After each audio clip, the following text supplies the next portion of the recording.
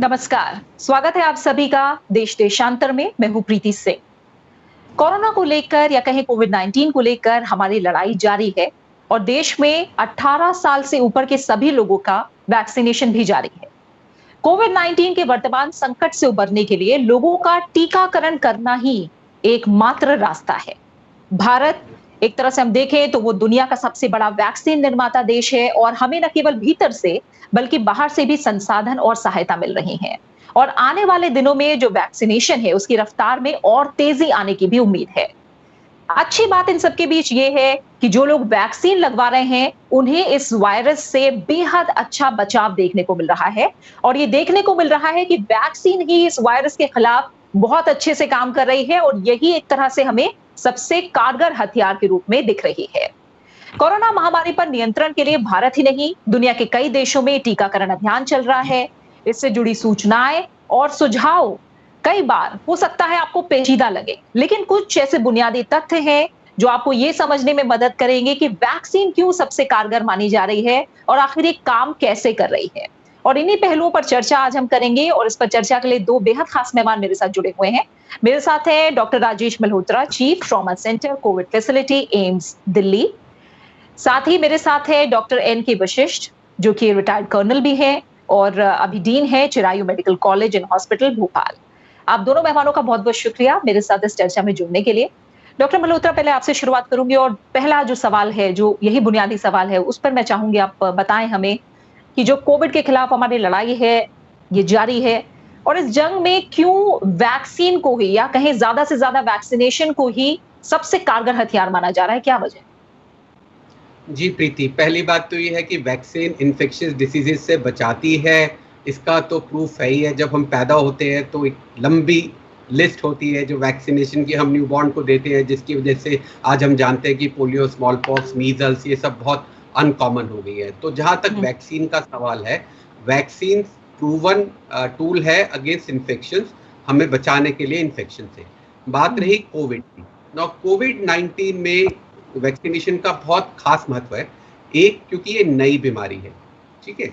दूसरी बात ये है कि जो ये कोविड-19 वायरस है, ये बहुत ही स्मार्ट वायरस है। जब ये हमारी बॉडी में एंटर करता है तो ये हमारे इम्यून सिस्टम को मैनिपुलेट कर देता है ताकि ये उसमें सर्वाइव कर सके। इस तरह से है जिस तरह से कि आपके घर में चोर आया और आपके सिक्योरिटी गार्ड को अपने साथ मिला लिया ताकि अपना बिल्कुल अनइंटरप्टेड, बिना रुके वो अपना काम कर सके। इसलिए जब हमें कोई कोविड इन्फेक्शन होती है तो उसके बाद जो इम्यूनिटी होती है वो इतनी स्ट्रांग नहीं होती है जो जितनी कि हमें वैक्सीन के बाद होती है।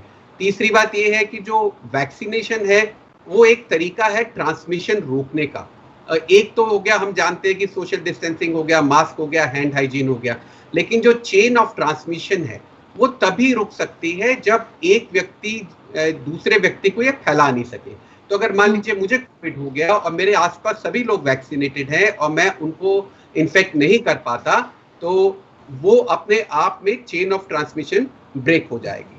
इसके अलावा एक बहुत इंपॉर्टेंट बात जो है वो ये भी है कि जो नेचुरल इम्यूनिटी है, जैसे मैंने कहा, वो हम जानते हैं कि बहुत ज़्यादा देर लास्ट नहीं करती है।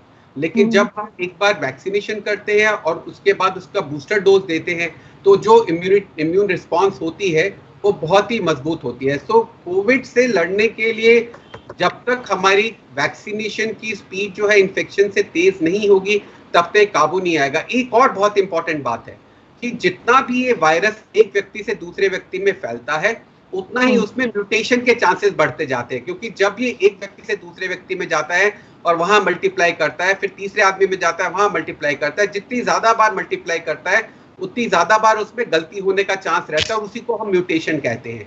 तो वैक्सीनेशन का एक बड़ा रोल ये भी है कि वैक्सीनेशन करके हम उससे होने वाली म्यूटेशंस को भी कम कर सकते हैं। अगर बीमारी अपने आप बिना रुके बढ़ती चली जाएगी तो उसमें म्यूटेशंस भी ज्यादा अराइज होंगे। ठीक है। डॉक्टर वशिष्ठ, अब जो बहुत अच्छे से हमें डॉक्टर मल्होत्रा ने समझाया है कि वैक्सीन ही क्यों सबसे कारगर हथियार है। मैं चाहूंगी कि कई लोगों के मन में अब दूसरा सवाल ये आता है डॉक्टर वशिष्ठ कि ऐसे मामले भी सामने आए कि जिन्हें वैक्सीन लगी उन्हें भी इन्फेक्शन हुआ, तो हम वैक्सीन क्यों लगवाएं? तो ये इसके पीछे क्या वजह है? वैक्सीन लगने के बाद भी कोविड का संक्रमण क्यों हुआ? इसके बारे में आप बताएं। जी, ऐसा है, ये बहुत एक लोगों में गलत फहमी है कि वैक्सीन क्यों लगवाएं। अनफॉर्चुनेटली हमारे देश में पहले तो ये कुछ पॉलिटिकल लीडर्स ने ये गलत अफवाह फैलाई थी, उसका इफेक्ट आज तक लोगों में दिख रहा है। धीरे धीरे it has come down, of course धीरे धीरे कम हो रहा है ये, लेकिन फिर भी काफ़ी मात्रा में लोगों में अभी तक ये गलतफहमी है। रही बात आंकड़ों की और ग्राउंड स्थिति की, जिन लोगों ने जिन लोगों ने ये वैक्सीन लगवाया है, कंपेयर टू वो पब्लिक जिनको अभी तक वैक्सीन नहीं मिला है, आंकड़े सही बताते हैं, जैसे डॉक्टर मल्होत्रा ने बताया, कि उन लोगों में जो इन्फेक्शन हुआ है वो बहुत ही नेग्लिजिबल मात्रा में हुआ है। Like Indian figures I tell you, जिन लोगों ने फर्स्ट डोज लिया उनमें positivity rate is just about 0.04%। जिन लोग, ये this is from the vaccine Covaxin, Covaxin में जिन लोगों ने डबल सेकेंड डोज भी ले लिया उनमें rate of infection has not change much, it still remains 0.04%। लेकिन प्रोबेबली वो टाइम पीरियड अभी पूरा नहीं हुआ जिसमें जो बूस्टर डोज उनकी बूस्टिंग हो चुकी होगी। कोविशील्ड में यही फिगर्स जो हैं, जिन्होंने फर्स्ट डोज लिया है उनका इन्फेक्शन रेट इज जस्ट 0.02%, और जिन्होंने दोनों डोज ले ली हैं उनमें the infection rate is 0.03%। You see, it is 99.9% protectivity मिल रही है हमें। इनफैक्ट इसका एक दूसरा भी एक पहलू आएगा, और शायद आप खुद ही पूछ लें कि आज की तारीख में लोगों का ये कहना, in fact everybody around the world, कि ये सेकंड जो वेव आ रही है this is affecting the younger generation. है तो दिया बहुत आसान, और probably it is right also, लेकिन what is the cause of it? The cause is very simple. Most of our people beyond 60 years of age, they have already been vaccinated. They are protected now. The younger generation below 60 years has still not been vaccinated to that amount. बहुत माफी के साथ आपको रोक रही हूँ doctor Vashishtha. हमारा कार्यक्रम देश देशांतर खास तौर से जो हिंदी भाषी लोग हैं उनके लिए भी है, तो मैं चाहूंगी आप थोड़ा हो सके तो हमें यही बात हिंदी में ज्यादा समझाएं। Right, okay. कहने का मतलब ये था मेरा कि अधिकतर लोगों को, हमें जो 60 साल से ऊपर थे जी, फर्स्ट फेज में उनको ये वैक्सीन हमें लगा दी गई है। ये गवर्नमेंट ऑफ इंडिया का जो इनिशिएटिव था। अब सेकंड वेव में उसका इफेक्ट जो दिख रहा है लोगों को, सभी ये कहते हैं कि जो 60 साल से नीचे वाले हैं, अराउंड 30s और 40s में, उनको इन्फेक्शन ज़्यादा हो रहा है। उसकी वजह म्यूटेशन, एक वेरिएंट आ रहा है वो जरूर है, उसके साथ साथ जो ज़्यादा उससे बड़ी इंपॉर्टेंट चीज़ वो ये है कि हमारे जो बुजुर्ग लोग थे 60 साल से ऊपर, वो अधिकतर उनको वैक्सीनेशन मिल चुका, उनको प्रोटेक्शन जारी है। जो यंगर एज ग्रुप थे उनको इत्तेफाक से अभी तक उनका वैक्सीनेशन नहीं हुआ, so they are the target of attack of this corona virus. Corona virus उनको अटैक कर रहा है, और यही वजह दिख रही है कि हम लोगों को यंगर जनरेशन में और जो जवान लोग हैं उनमें इसके इन्फेक्शन के रेट आज की तारीख में ज़्यादा दिख रहे हैं। ठीक है, तो वैक्सीनेशन एक अपने आप में यही प्रूफ बनता है कि वैक्सीनेशन ने हमको बचाव किया है हमारा। बिल्कुल बिल्कुल। और आंकड़ों के जरिए भी आपने जो बात है डॉक्टर वशिष्ठ वो बताने की कोशिश की है। डॉक्टर मल्होत्रा, मैं चाहूंगी आप थोड़ा सा इस पे और हमें बताएं, क्योंकि आज हमारा मेन फोकस यही है कि वैक्सीन ही सबसे कारगर क्यों। ये आंकड़े जो हैं हो सकता है ये जल्दी से जल्दी बदले भी, क्योंकि जिस तरह से हम देख रहे हैं कोरोना का संक्रमण है अलग अलग जगहों पर है, खास तौर से दुनिया में भी वैक्सीनेशन भी जारी है और संक्रमण भी हम काफी देशों में देख रहे हैं।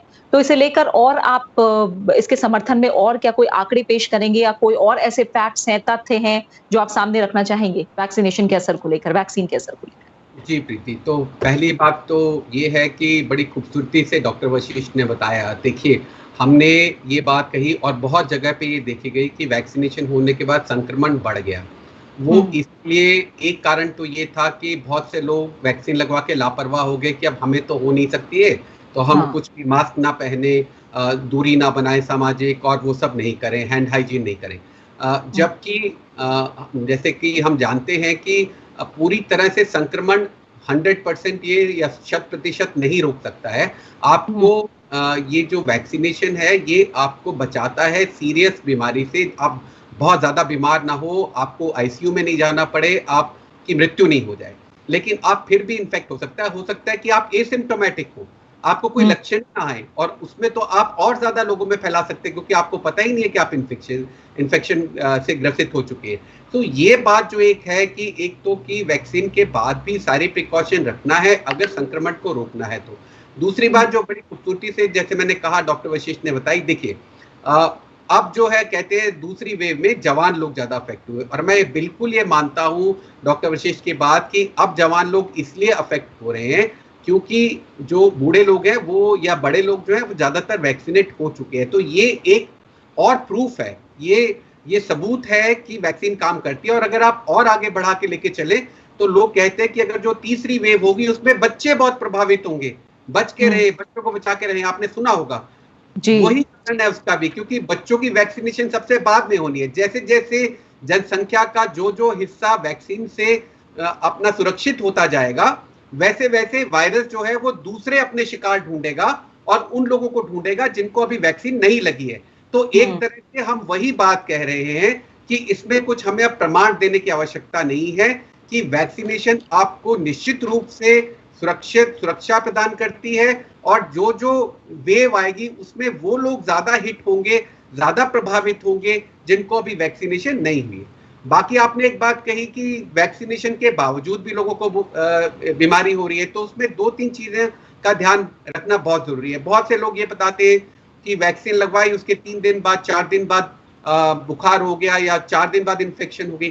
तो बढ़िया से बढ़िया भी जो दुनिया की वैक्सीन है उसमें किसी भी स्टडी में पहली डोज के 2 सप्ताह तक कोई प्रोटेक्शन कहीं से भी नहीं आई है। ये बात का ध्यान रखें। मैं अक्सर ऐसा कहता हूं कि अगर आपको खाना बनाना है, दाल बनानी है, आप दाल, पानी, मसाले सब डाल के उसको कुकर में रख देते हैं तो आपका काम खत्म नहीं हो गया, उसको जो बनने में समय लगेगा वो जरूरी है। उसी तरह जब हमने एक वैक्सीन दी, हमारे शरीर में उसकी एक प्रॉपर रिस्पॉन्स आने के लिए जो समय है, जब तक वो नहीं आता है तब तक प्रोटेक्शन नहीं मिलेगी। दूसरी बात, बहुत सारे लोगों में इम्यून रिस्पॉन्स प्रभावित होती है, जैसे बहुत बूढ़े लोग हैं, बहुत डायबिटिक है, बहुत सारी ऑटो इम्यून डिसीजेज है, किसी को गठिया है, तो ऐसे लोगों में वैक्सीन से जो हमारी बॉडी को रिस्पॉन्स देना चाहिए वो नहीं दे पाते हैं, इसलिए उनकी जो इम्यून रिस्पॉन्स अच्छी ना होने से सुरक्षा इतनी अच्छी नहीं मिल पाती है। तो पेशेंट की अपनी मेडिकल कंडीशन पे भी ये डिपेंड करता है कि वो कैसा उसको इम्यून रिस्पॉन्स उसको करता है। और तीसरी बात मैंने कहा कि कोई भी वैक्सीन 100% सेफ नहीं है। अगर आपने वैक्सीन लगवाई है तो ये कहीं नहीं कहा जाता कि आपको 1% भी रिस्क नहीं है कि आप प्रभावित नहीं हो सकते, लेकिन आपके जो है सीरियस बीमारी होने के, आईसीयू में जाने के और मरने के चांसेस बहुत कम हो जाते हैं। जी बिल्कुल, यानी ये बड़ी बात है कि संक्रमण से बचाव का मतलब ये नहीं है कि संक्रमण होगा ही नहीं। हो सकता है संक्रमण हो और आपको पता भी ना लगे, आप हंसते खेलते रहें, आप सारे काम करते रहें, संक्रमण होके भी गुजर जाए, आपकी स्थिति गंभीर ना हो और जो मौत की बात आपने कही है डॉक्टर मल्होत्रा, वो स्थितियां ना आए, यानी गंभीरता की तरफ आप नहीं जाएंगे, माइल्ड सिम्पटम हो सकते हैं या हो सकता है कोई सिम्पटम ना हो, तो ये बहुत बड़ा बचाव होगा वैक्सीन लगवाने से। अब डॉक्टर वशिष्ठ, जो और सवाल लोगों के मन में आते हैं वो ये है कि जो अलग-अलग वैक्सीन हैं, अभी हम जानते हैं कोवैक्सीन और कोविशील्ड है, स्पुतनिक को भी मंजूरी मिली हुई है। जो अलग-अलग वैक्सीन है, लोग उनका इंतजार करें कि मान लीजिए मुझे कोविशील्ड मिल रही है, मैं तभी लगवाऊँगी, या मुझे कोवैक्सीन मिल रही है, मैं तभी लगवाऊँगी, या स्पुतनिक का इंतजार करेंगे। इसको लेकर क्या-क्या बातें हैं जो लोगों के मन में हैं, या ये भ्रम जो है वो कितने सही हैं कि एक ज़्यादा कारगर है, एक कम कारगर है? वृंदा जी, इसका ऐसा है कि लोगों में अगेन वही सिचुएशन आती है कि लोग भ्रमित ज्यादा हैं। सारी वैक्सीन जितनी भी हैं ये almost of the same level है। All of them are around 80 to 90 के बीच की प्रोटेक्टिविटी दे रहे हैं। हम लोग हिंदुस्तानियों को अंग्रेजी से ज्यादा अच्छी लगती हैं, प्रॉब्ली चीजें बेहतर हमारी होंगी। ठीक है, ठीक है डॉक्टर विशेष। जो लोगों में थोड़ा बहुत देखने को मिला, जैसे कोविशील्ड है जी, उसमें प्रॉब्ली जो स्पेशली जो कोमॉर्बिडिटी वाले जिनको दूसरी बीमारियां रहे उन केसेस में कुछ ऐसे इंस्टांसेस आए हैं कि उनमें थोड़ा कॉम्प्लिकेशंस मिले हैं कोएगुलेशन वगैरह के बारे में। मेरे यहाँ हॉस्पिटल में it is one of the biggest Covid centre of 1,000 bedded. I think it's the biggest in the country, and which is in fact manned by the leader of the team, Dr. Ajay Goenka himself, who is the CMD of this college and institution. जी. हम लोगों ने एक simple सा formula अपनाया है, which I think which every physician will agree, कि आप 3 हफ्ते तक ऐसे लोगों में जो प्रोन हैं, give them simple 0.75 milligrams of aspirin for 20 days and that complication will not occur. I have not seen a single case. Secondly, जो बात एक और चीज, in fact I like to go back a bit. जी. जवान और बुजुर्गों की बात जो चली थी, पीछे ये जिक्र आया था कि फौज के अंदर, आज फौज में हमारे पास surplus bed and we are able to cater to the civilian population also. I am in touch with the Delhi and Bhopal फौज, almost lot many people around. जी डॉक्टर, वहां पे अधिकतर लोगों ने वैक्सीन ले ली. हमारे पास अब उनके केसेस कम हैं एंड वी आर एबल, हम लोग अब उन बाकी आम जनता के लिए अब जगह देने को तैयार हैं. जी. तो वैक्सीनेशन ने अपना इफेक्ट तो दिखाया है. हाँ. और ये जो तरह की इनफेक्ट हमारे यहाँ जो है कोवैक्सीन भी लगी है, कोविशील्ड भी लगी है. उतनी तो अभी आई यूज नहीं हुई है कंट्री में. It will take I think another 2 weeks time, 2 हफ्ते और लगेंगे इसको यूज में आने के लिए, और बिकॉज ऑफ और नंबर ऑफ टेक्निकल रीजंस. लेकिन मानना मेरा यही है, इनफैक्ट अधिकतर लोग जानकार हैं कि जो वैक्सीन आपको मिल जाए तुरंत जी उसको लगवा लीजिए. आपको प्रोटेक्शन लगभग उतना ही मिलेगा हर एक से. बिल्कुल. आप वेट करेंगे, हो सकता है हमारी पॉपुलेशन फिगर्स इतने ज्यादा हैं कि हम ना चाहते हुए भी कुछ नहीं कर पाते हैं. हमारे इसमें मुश्किल से 9.5 या 10% पॉपुलेशन कवर हुई है, in spite of so much of efforts by the government. Government ने अपनी पूरी ताकत लगा रखी है और उसके बाद भी अभी तक हम लोग अभी ज्यादा कवर नहीं कर पाए हैं इसको. और जैसे डॉक्टर मल्होत्रा ने बताया, जब तक हम बच्चों वाले ग्रुप में जाएंगे तब तक ये 3rd वेव प्रॉब्ली आ चुकी होगी और बच्चों वाले ही ग्रुप ही अफेक्ट होंगे जिनको वैक्सीनेशन तब तक नहीं मिली होगी. जी. तो जो वैक्सीन आपको मिल जाए, जैसे भी मिल जाए, सबको तुरंत उसका फायदा उठाना चाहिए, क्योंकि सब डबल डोज वाली हैं आज की तारीख में. जब तक 2nd डोज लगेगी उसके और 15 दिन निकलेंगे, तब तक आपको इम्यूनिटी मिलेगी और तब तक ही आपको अपने आप को बचा के रखना है.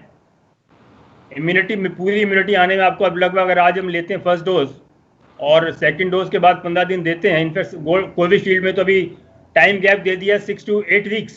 In fact some have gone 8 and 12 weeks के बीच में. तो अंदाजा लगाइए कम से कम 3 महीने तक ही हमें इम्यूनिटी का, एक प्रॉपर इम्यूनिटी का इंतजार करना पड़ेगा. जी. तब तक हम वेट नहीं कर सकते कि हमें फाइजर मिलेगी या मोरेना मिलेगी या कोई दूसरी मिलेगी. They are equally good. हमारे एनवायरनमेंट में ये ज्यादा इफेक्टिव है, मैं ये मान के चलता हूँ. बिल्कुल. तो हमें जो हमें चीज मिल रही है उसको अप्रिशिएट करें और उसका फायदा उठाएं. बिल्कुल. और डॉक्टर मल्होत्रा, क्योंकि मैं ज्यादा से ज्यादा जो लोगों के मन में हो सकता है भ्रम है, उसको मैं चाहूंगी आप दोनों ही साफ करें, क्योंकि अब हम जान रहे हैं जो 2 tier सिटीज हैं, जो गांव हैं, उन इलाकों में भी खास ध्यान दिया जा रहा है और हो सकता है लोगों के मन में अलग अलग तरह के भ्रम हो. उसमें से एक बात जो अधिकतर मैं सुनने को मिलती है मुझे, वो ये है कि ठीक है, हो सकता है कोविड के खिलाफ तो ये वैक्सीन असर कर रही है, लेकिन कहीं कोई ऐसा साइड इफेक्ट मेरे अंदर ना हो जो किसी और तरह से बाद में सामने आए, यानी कोई और मुझे बीमारी ना हो जाए, कहीं और कुछ कमजोरी ना हो जाए. ये भी थोड़ा सा लोगों के मन में भ्रम है अभी भी, कि इसको लेकर आप क्या कहेंगे, इस भ्रम को कैसे दूर करेंगे? देखिए, ऐसा है कि कोई भी वैक्सीन इस तरह से, इवन आपने देखा होगा कि वैक्सीन बहुत जल्दी पैंडेमिक में बन गई थी, लेकिन दुनिया भर में उसकी सब ट्रायल्स किया गया, उसको स्टडी किया गया. क्योंकि देखिए ऐसा है, जिस तरह से कोई भी दवाई, कोई भी इंजेक्शन बिना प्रॉपर डॉक्यूमेंटेशन के, बिना एविडेंस के नहीं आता है. अब आप देखिए दुनिया भर में खरबों डोजेस लग गई हैं, और अगर कुछ ऐसा होता तो अभी सबके नोटिस में आ जाता। तो ऐसी कोई ये चीज नहीं है जो छुपाने की है। दूसरी बात ये रहेंगे कि अगर जिंदा रहेंगे तब तो कोई साइड इफेक्ट की बात सोचेंगे। अभी बात ये है कि इस पैंडेमिक में से आपको जीते जी निकलना है। और जैसे डॉक्टर वशिष्ठ ने कहा, पहले है जो आपको पहली वैक्सीन मिलती है उसे ले लीजिए। आप वैक्सीन क्यों लगवाना चाहते हैं? आप शायद इसलिए लगवाना चाहते हैं कि आपको लगता है मुझे कोविड ना हो।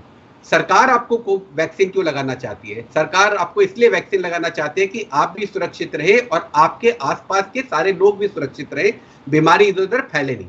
इसके लिए WHO ने यह बताया कि कोई वैक्सीन अगर 50% भी इफेक्टिव है, अगर 100 लोगों को लगाई और 50 में भी वो इफेक्टिव है, तो वो इस महामारी को रोकने में कारगर होगी।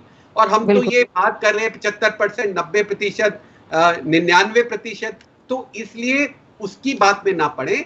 अगर आप जो है, अगर आपको कोई ऐसी बहुत ज्यादा बीमारियां नहीं है जिससे आपका इम्यून सिस्टम बहुत वीक हो गया है, जिस केस में आपको वैसे भी वैक्सीन की बहुत ज्यादा जरूरत है। बहुत से लोग मुझे ये पूछते हैं कि मुझे डायबिटीज है, क्या मुझे वैक्सीन लगवानी चाहिए?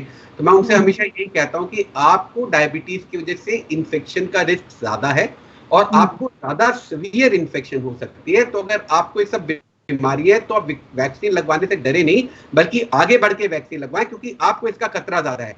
तो ये जो बात हो रही है कि ये कोई साइड इफेक्ट तो नहीं हो जाएगा, भ्रांतियां तो नहीं, मैं आपको एक उदाहरण और देना चाहता हूं। जैसे कोविशील्ड है, तो कोविशील्ड जो बनाने की वैक्सीन की जो विधि है वो वही है जिससे कि इन्फ्लुएंजा वैक्सीन बनाई जाती है। और इन्फ्लुएंजा की या फ्लू की वैक्सीन बहुत समय से दुनिया भर में इस्तेमाल हो रही है। वही वो चिंपैंजी का वायरस लेके उसके ऊपर एक हम प्रोटीन लगा देते हैं इन्फ्लुएंजा की, और उससे जो है वो वैक्सीन जो है आपकी बॉडी में रेजिस्टेंस करती है।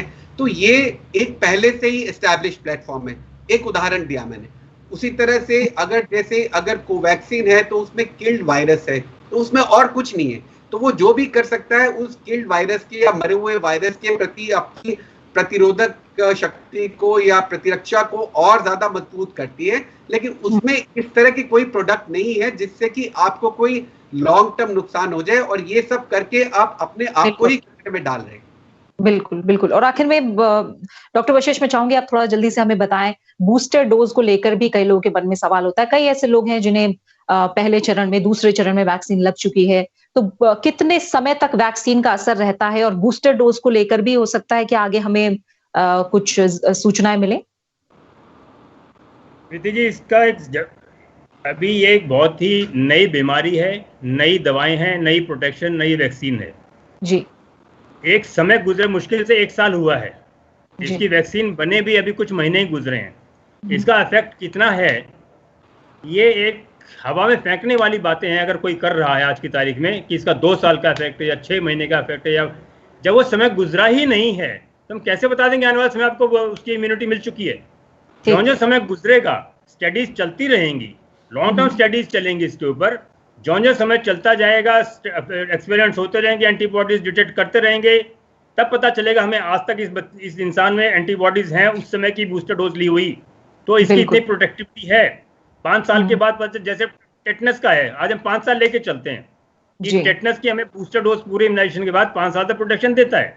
अब जिस चीज को 5 साल गुजरे ही नहीं है, हम कैसे कहते हैं कि आपको इम्यूनिटी वैक्सीन या कोविशील्ड से 5 साल मिलेगी?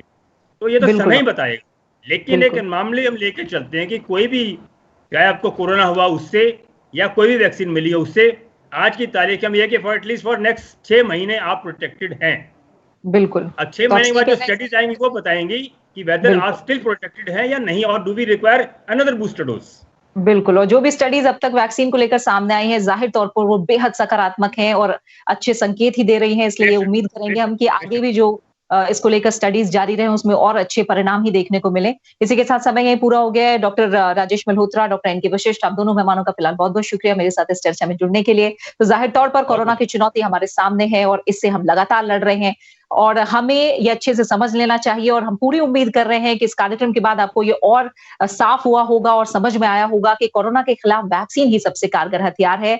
और अगर इसके बाद भी कोरोना किसी को हुआ तो वो खतरनाक नहीं होगा और जान पर नहीं बनेगी। आप सेफ रहेंगे, सुरक्षित रहेंगे और वैक्सीन के बाद भी जो कोविड एप्रोप्रिएट बिहेवियर है वो अपना कर रखना है।